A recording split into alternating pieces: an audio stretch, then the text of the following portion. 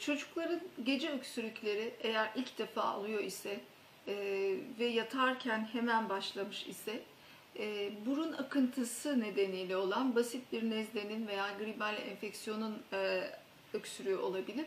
Bu durumda burnunu serum fizyolojikle yıkamak ve ılık bir bitki çayı içirmek yeterli olacaktır. Eğer bu öksürük sık sık başınıza geliyorsa, gece sabaha karşı çocuk uyanıyor, gıcık tutmuş gibi nefes borusundan hırıltılarla birlikte kusarak balgam çıkarmaya neden olan bir öksürükse, bu öksürükler arada bir ayın birkaç günü oluyor, düzeliyor, ondan sonra tekrarlıyor ise, doktorunuz size e, eve elektrikli makine aldırmış, onun içerisine sıvı ilaçlar koyuyorsunuz ve buhar şeklinde soluyorsanız, bu tedavinin yetersiz olduğuna karar vererek uzun dönem koruyucu bir tedaviye geçmeniz gerekiyor demektir.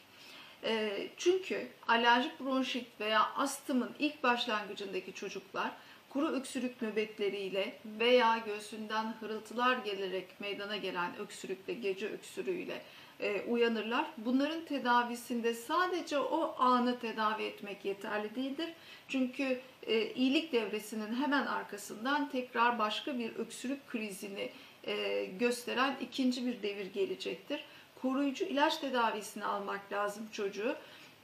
Bu o geceyi sizi rahat geçirecek tedavilerden çok uzun dönemde bu tip öksürük krizlerini önleyecek tedavilere başvurmanız gerekir. Bunun için de mutlaka bir çocuk göz hastalıkları uzmanı sizi görmelidir.